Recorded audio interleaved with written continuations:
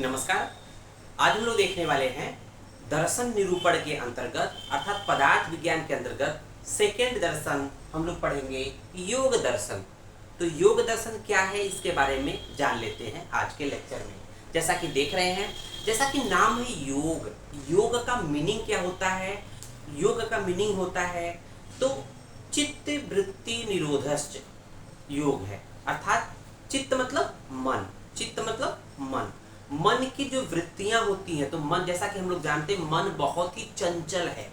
मन क्या है? बहुत ही चंचल है। इस दर्शन में मन को नियंत्रित करके मोक्ष की प्राप्ति की तरफ ले जाने की तरफ काम किया गया है। तो जैसे हम लोग कहते हैं ना कि जब आप एकाग्रचित होगे, पढ़ते समय मन लगाओगे, मन लगाने का मतलब कि एकाग्रचित होगे, अर्थात जो मन की चंचलता को कंट्रोल करोगे, तो कहीं ना कहीं योग साधना करके जो पढ़ाई जो अच्छे स्कॉलर होते हैं, अच्छे स्टूडेंट होते हैं, वो अपने मन की जो वृत्तियां होती है, मन की चंचलता को कंट्रोल करते हैं। उसको कंट्रोल करके कहीं ना कहीं हम लोग अपने जो विषय होता है उसको पढ़ते हैं तो वो अच्छे से क्लियर हो जाता है। नहीं तो आप पढ़ते समय अगर मन इधर उधर भटकेगा तो पता ही नहीं चलता कि हमने क्या पढ़ा और क्या नहीं पढ़ा। तो आइए हम लोग उसी योग दर्शन के बारे में पढ़ेंगे। तो देखेंगे योग दर्शन जो कि पदार्थ विज्ञान के अंतर्गत है, दूसरे नंबर का जो दर्शन है दैट इज कॉल्ड योग दर्शन। तो यहाँ देखेंगे इसके पर्याय। सबसे पहले योग दर्शन का जो दूसरा पर्याय है, सिनोनिम्स है, वो है स ईश्वर सांख्य। इसको हम लोग सेश्वर सांख्य या स ईश्वर सांख्य। क्यों स ईश्वर? तो इसको हम लिखेंगे सेश्वर, मतलब सेश्वर को मतलब स प्लस ईश्वर, स प्लस ईश्वर। अर्थात कि कहीं ना कहीं जो सांख्य दर्शन में 25 तत्व माने गए थे, सांख्य दर्शन में 25 तत्व माने गए थे, उसमें ईश्वर को जोड़ देते हैं। तो ईश्वर को जब इंक्लूड कर देते हैं तो उसको बोलते हैं स ईश्वर सांख्य। अर्थात सांख्य के जो 25 तत्व होते हैं उसमें प्रकृति, पुरुष, महत, अहंकार इत्यादि बात की गई है। तो प्रकृति पुरुष के संयोग में, मिलन में ईश्वर कारण माना गया है, इसलिए योग दर्शन में ईश्वर को काउंट किया गया है। क्योंकि प्रकृति पुरुष जब मिलते हैं, सृष्टि की उत्पत्ति होती है, तो उसमें कारण क्या है? ईश्वर है। इसलिए उसको बोलते हैं स ईश्वर सांख्य बोलते हैं। समझ में आया? उसको देखेंगे सेकेंड पॉइंट देख रहे होंगे, प्रवर्तक आचार्य। प्रवर्तक आचार्य, इसके प्रणेता कौन है? तो हम लोग ने देखा था महर्षि पतंजलि। तो योग, जैसा कि जो बाबा रामदेव है उनका पतंजलि योग पीठ है, तो याद रखिएगा बाबा रामदेव योगा कराते हैं। उनका जो एक तरह से जो संस्था है पतंजलि योग पीठ, पतंजलि के प्रोडक्ट आप लोग यूज भी करते होंगे। उसको देखेंगे इंट्रोडक्शन के पॉइंट ऑफ व्यू से कि योग दर्शन के बारे में कुछ थोड़ा सा इंट्रोडक्शन दिया हुआ है। तो आस्तिक दर्शनों में एक महत्वपूर्ण दर्शन है। सबसे पहले ये क्या है? आस्तिक दर्शन है। तो हम लोग आस्तिक दर्शन के अंतर्गत सेकंड पढ़ रहे हैं, योग दर्शन पढ़ रहे हैं। आस्तिक दर्शनों में एक महत्वपूर्ण दर्शन है। योग दर्शन ने तत्व मीमांसा की अपेक्षा मोक्ष प्राप्ति को अधिक महत्व दिया है। तत्व मीमांसा देख रहे होंगे, तत्व मीमांसा पर किसने जोर दिया था? तो सांख्य ने तत्व मीमांसा को जोर दिया था, जबकि उन्होंने मोक्ष प्राप्ति को अधिक महत्व दिया है।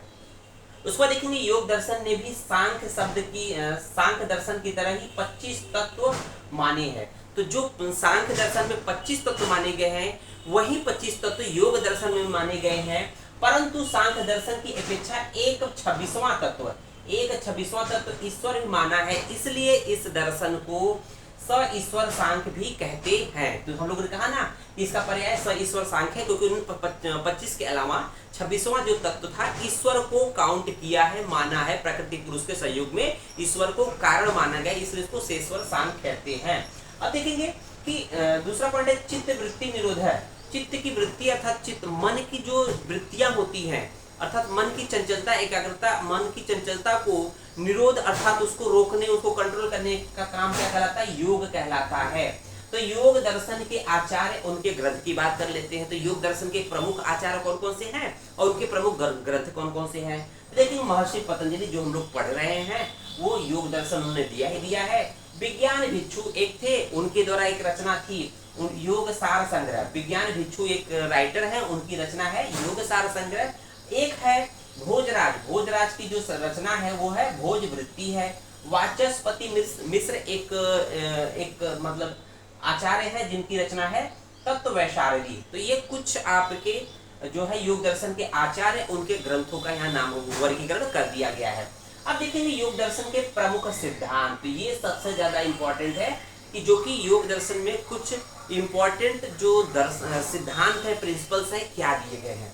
तो पहला जो प्रिंसिपल है उसमें है प्रथम सूत्र। तो योग दर्शन का जो पहला सूत्र है वो है, योग दर्शन का प्रथम सूत्र क्या है, अर्थात अथ योग अनुशासनम योग चित्त वृत्ति निरोध है।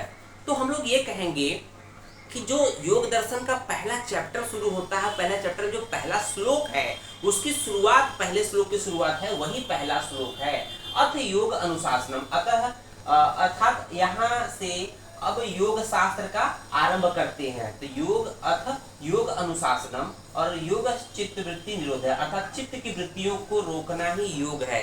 चित्त की वृत्तियों का निरोध अर्थात रोकना ही योग है, ठीक है ना। तो ये तो प्रथम सूत्र के बारे में बात कर रहा है। इसका मतलब हर चैप्टर का जो पहला सूत्र होगा यही होगा, अथ योग अनुशासनम, यही बोलेगा बार बार। अब देखेंगे दूसरा जो हम लोग का सिद्धांत है योग दर्शन का, चित्त की वृत्तियां। तो हम लोग ने देखा चित्त की वृत्तियां होती क्या है।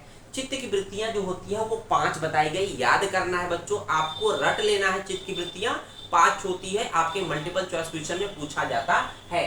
तो प्रमाण, पहला है प्रमाण, दूसरा है विपर्य, तीसरा है विकल्प, तीसरा है, चौथा है निद्रा, पांचवा स्मृति। तो प्रमाण वृत्ति हो गया, विपर्य वृत्ति हो गई, विकल्प वृत्ति हो गई, निद्रा वृत्ति हो गई और स्मृति वृत्ति हो गई। तो ये चित्त की अर्थात मन की 5 वृत्तियां हो गई।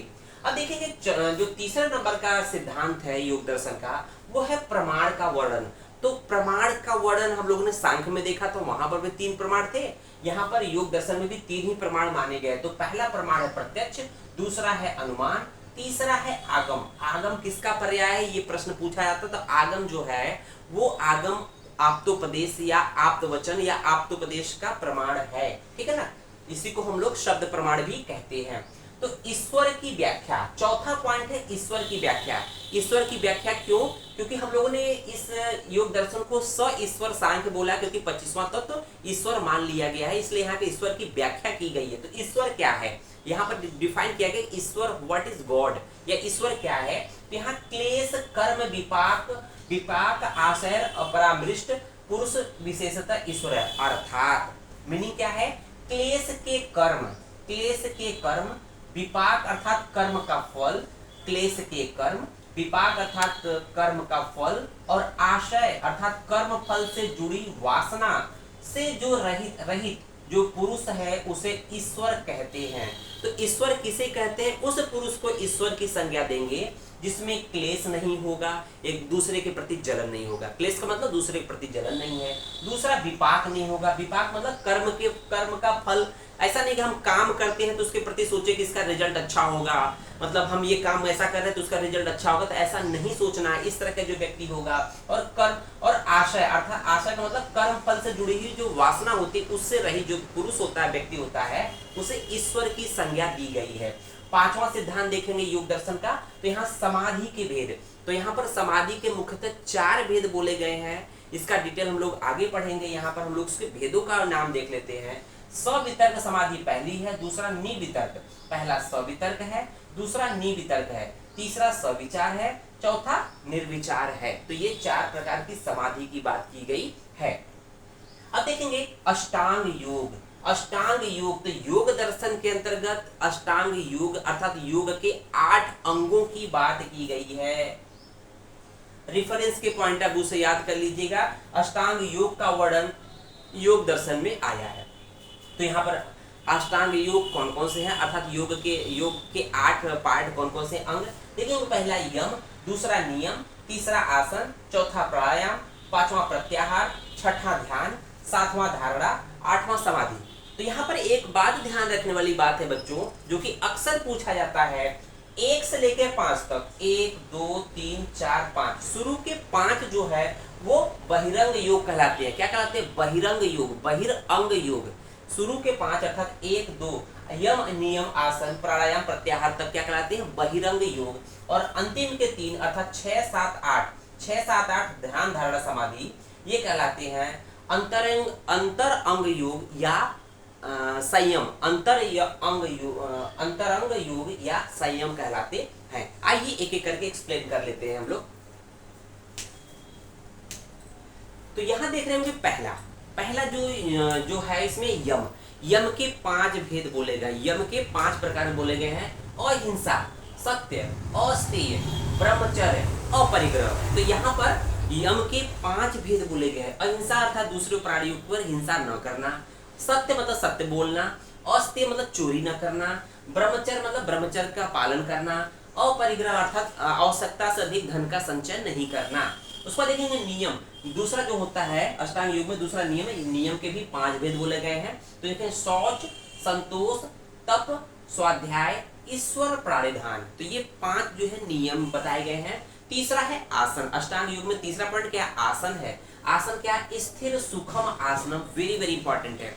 तो किसी भी जो योगी व्यक्ति होता है, तो योगी व्यक्ति का ऐसा नहीं है कि किस पोजीशन में बैठना है, आप उस पोजीशन में बैठिए जिसमें आप सुख महसूस कर सके, अर्थात स्थिर सुखम आसनम। ऐसा आपका कोई भी आसन जिसमें आपको सुख महसूस हो, कोई कष्ट महसूस हो, उसको बोलेंगे स्थिर सुखम आसनम। चौथा जो है अष्टांग योग का वो है प्राणायाम। प्राणायाम है, देखेंगे प्राणायाम जो शब्द है 2 शब्दों से मिलकर बना है, प्राण प्लस आयाम। प्राण का मतलब होता है श्वास जो होता है, वायु होते हैं जो हम लोग रिस्पायरेशन में वायु का ग्रहण करते हैं छोड़ते हैं। तो और आयाम का मतलब होता है रोकना, अर्थात श्वास का कंट्रोल या नियंत्रण करना ही प्राणायाम कहलाता है। तो यहाँ पर श्वास प्रश्वास की गति को नियंत्रित करना प्राणायाम कहलाता है। प्राणायाम क्या है? श्वास प्रश्वास की गति को नियंत्रित करना, कंट्रोल करना ही प्राणायाम कहलाता है। प्राणायाम के मुख्यतः 3 भेद बोले गए, 3 टाइप्स बोले गए। पूरक, कुंभक, रेचक। पूरक क्या है? कि जो सांस हम लोग लेते हैं, जैसे जो सांस हम लोगों ने अंदर की तरफ खींचा, इस देखेंगे अब सांस अंदर भर गया, सांस लेने को क्या बोलते हैं? पूरक बोलते हैं। कुंभक क्या है? सांस जब लेने के बाद उसको कुछ समय तक रोके रखना कुंभक कहलाता है, और फिर सांस रोकने के बाद सांस जो छोड़ेंगे उसको रेचन कहलाएंगे। तो पूरक, कुंभक, रेचक प्राणायाम के 3 भेद बोले गए हैं। 5वां जो है अष्टांग योग में देखेंगे प्रत्याहार। तो प्रत्याहार क्या है? इंद्रियों को बाह्य विषयों से हटाना, इंद्रियों को बाह्य विषयों से हटाना, उन्हें मन के वश में करना। इंद्रियों को बाह्य विषयों से हटाना तथा उन्हें मन के वश में करना क्या कहलाता है? प्रत्याहार कहलाता है। और देखेंगे प्रत्याहार से इंद्रियां मन के अधीन हो जाती हैं। प्रत्याहार के द्वारा जो है इंद्रियां मन के अधीन हो जाती है, मन के कंट्रोल में हो जाती है। 6ठा पॉइंट है धारणा। धारणा देखेंगे चित्त को अभिष्ट विषय पर लगाना ही धारणा कहलाता है। तो मान लीजिए जिस पर्टिकुलर पॉइंट पे हम लोग ध्यान दे रहे हैं कि योग करेंगे, तो उसी पॉइंट पे लगाए रखना क्या कहलाता है? अभिष्ट विषय पे लगाना धारणा कहलाता है। जैसे सूर्य है, देवता है, उसकी प्रतिमा को याद रखना। जैसे एकदम एक आसन में बैठे हैं, सूर्य की आंख बंद करके सूर्य की प्रतिमा पे हमारा ध्यान गया है, या किसी देवता को याद करके उसी के स्वरूप को याद कर रहे, दैट इज कॉल्ड धारणा। 7वां पॉइंट है ध्यान। ये विषय का निरंतर मनन करना। जैसे आपने सूर्य देवता की प्रतिमा को, सूर्य देवता या किसी देवता की प्रतिमा को आपने ध्यान लगाया और उसको आपने उसी पे आप अपने मन को लगाए हुए हैं, तो इसको बोलते हैं ध्येय विषय का निरंतर मनन करना, उसी को याद करना क्या कहलाता है? ध्यान कहलाता है। उसको देखेंगे 8वां पॉइंट जो है समाधि है।